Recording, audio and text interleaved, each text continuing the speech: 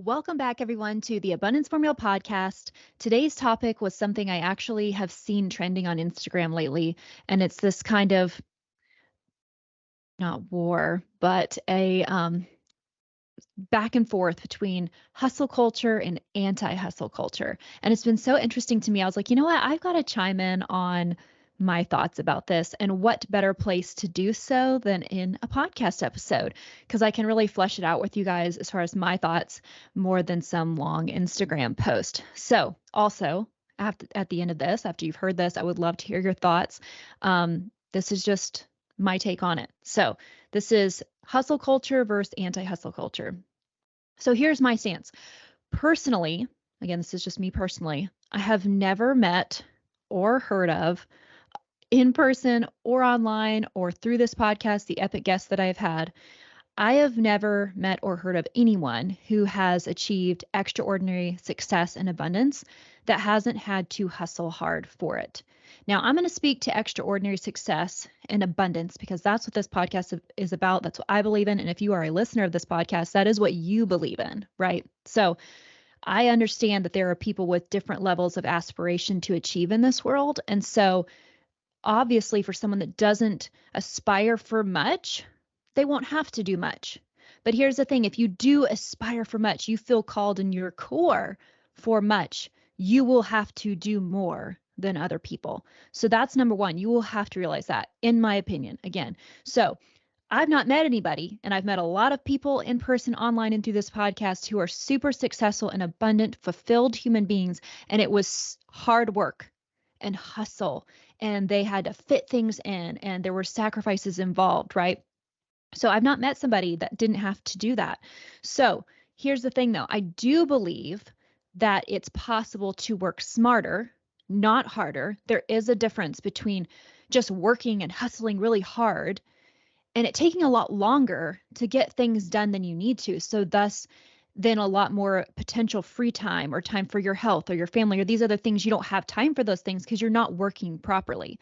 I do believe it's possible to work smarter, not harder, but I don't believe that you can have massive success without really hard work. I'm going to break this down for you guys. So the work smarter, not harder. Okay, so there's a way to get more results in less time.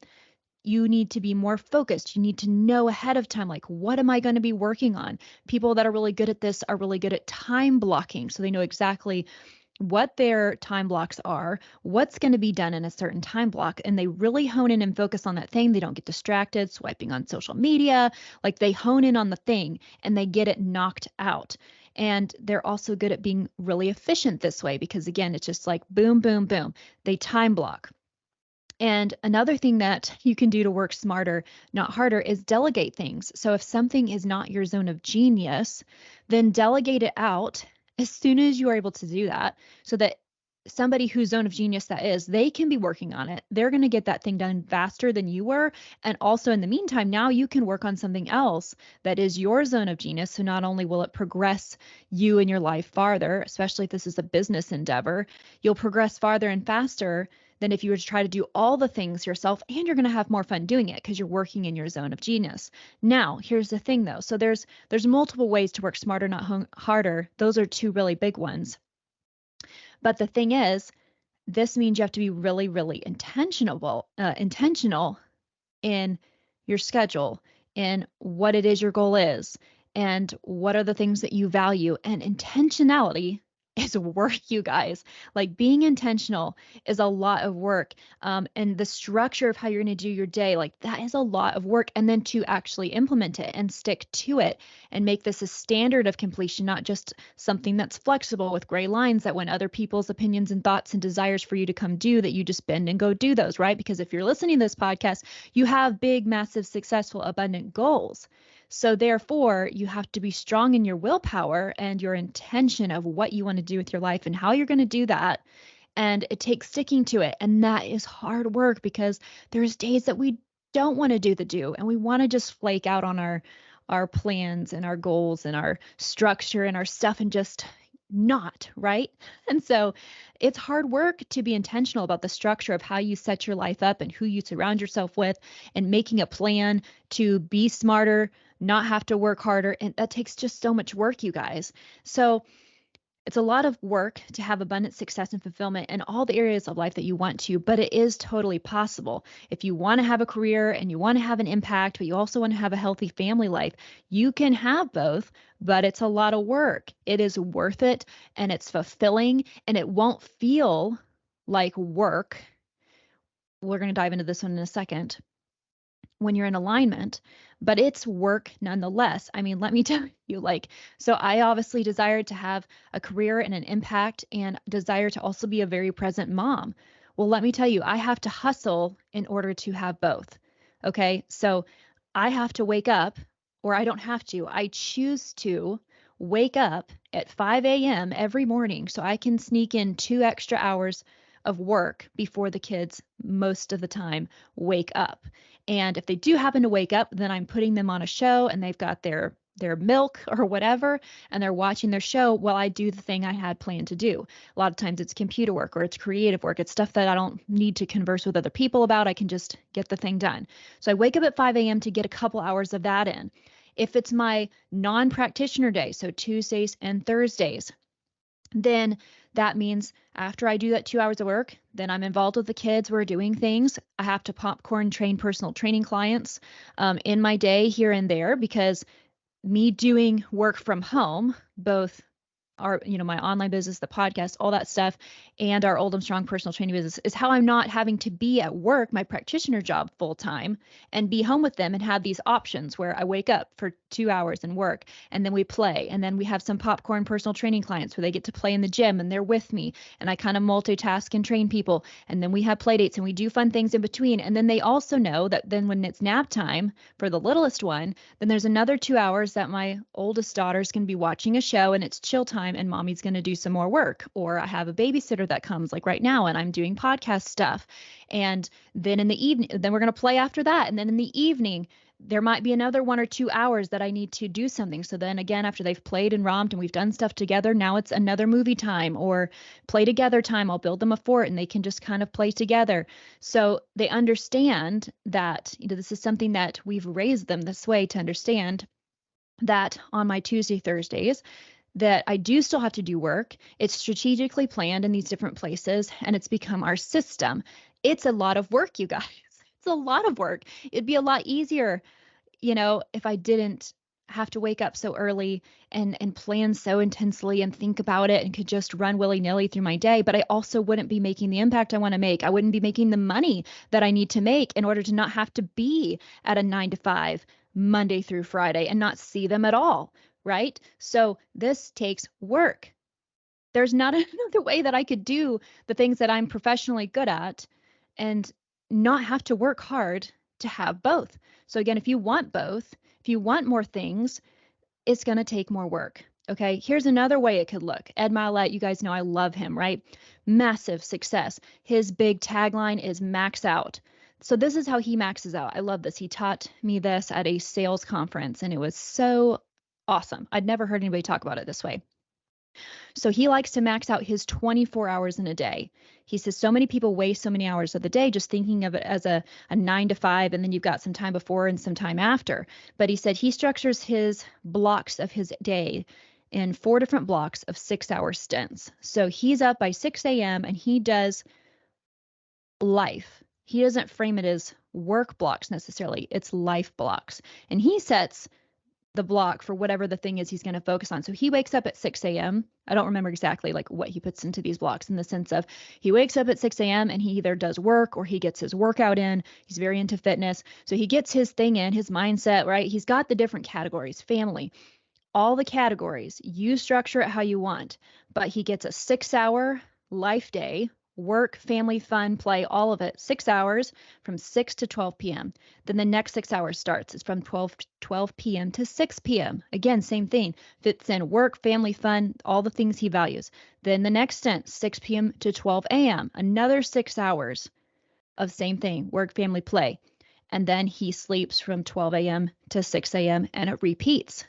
So you can see how you basically get in 6 more, like, well, let's see, 4 times 6. So you can really just maximize your 24 hours in a day and get so much more work, family, fun, all of it in But it has to be intentional because we all let so many hours in the day fly by us that we don't utilize, even if it's for intentionality with family, even if it's for time with our spouse or date night or our own personal time or our health to get a workout in. We miss so many opportunities because we aren't intentional.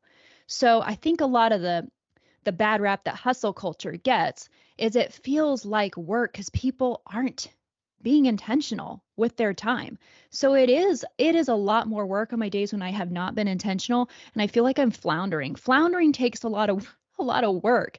You're being a lot less efficient with your range of motion when you are floundering as opposed to performing actions with intention, movement with intention, you guys. So that's an example of how he explains things to max out your results. And that structure takes a lot of work. But when he's tired, it's not the same kind of tired as somebody who's feeling negative effects of quote hustle culture. So here's the thing. This is where I think hustle culture gets the bad rap in two ways. So number one was the whole not working smart thing. I think that's number one. People are hustling and they think they're all part of quote hustle culture, but they're not working smart. And so the negativity that comes with not working smart is the poison that they're experiencing. And that's the negative rap for that. Part two, though, is it's more people's mindset around the work they're doing. Did you guys know there's a recent world poll that was taken that showed that 85% of people are unhappy with their job, their line of work, whatever it is they're in? That, you guys, is the problem. People aren't happy with what they're hustling for. If you aren't hustling with a purpose that you believe in and align with fully, then yes, that hustle will not fuel your life. It will feel like it's deteriorating it at a super fast rate. And yes, that will give you a negative connotation to this whole quote, hustle life. If you aren't hustling for your dream, if you're busy hustling for somebody else's dream, or if you work for somebody else, if you're not hustling for a mission and vision that you truly fully align with, then yes, it will drain your cup and the negativity of that will drip into the rest of your life and negatively affect your family, all the other things that cascade from there, your health, all the things. It makes total sense. So you feel run down from the hard work you put in as opposed to tired from the work you put in, but ultimately energized because of the pride you feel of the day's work you've done, knowing you've moved yourself forward towards this vision that you believe in. And so that's something you guys got to understand that differentiates this whole hustle culture, anti-hustle culture thing is that there is an energy exchange that happens between hustle and purpose. And when purpose aligns with the hustle, energy is a byproduct of those two when you're actually getting results. So here's a really simple example for you guys that everyone can relate to. So this isn't a career example. This is an example of, I guarantee every single one of you listening to this has had a day, like understands the value of, say, working out at whatever level intensity, having a health practice. How many of you have had the days where, yeah, of course, some days you are motivated to do it and that feels good, but then there's the day that you don't want to do it, but you know why you need to do it. And you may feel really tired and lethargic first, but you still do the thing anyways because you know why you really need to do it. And you do it. And regardless of how tiring that workout was, how burnt out you went, how to failure you went, if you're dripping sweat, all the things, you are more energized when you have finished that workout on a cellular level than when you started. Am I right? I guarantee every single one of you has felt that where like there's not a single person I've heard of that did a workout they didn't at the moment feel like doing. They did the workout and afterwards they felt so much better than before they started and they were so happy that they did it. And they launched through the rest of their day or their evening or whatever with more ease and more direction and felt much better. It's the same thing again when you have a hustle, when you're doing work that is aligned with the purpose that you believe in and that you understand the value of. Then when you do that work, even if you're having a tired day, you are at the end of the day more energized than if you didn't do it in the first place. You're more fulfilled. And so that's the difference. Again, if people are hustling for something they don't align with, they don't believe in, they don't see the purpose in, they're not behind it, then instead of doing the workout and feeling awesome afterwards, you're not going to.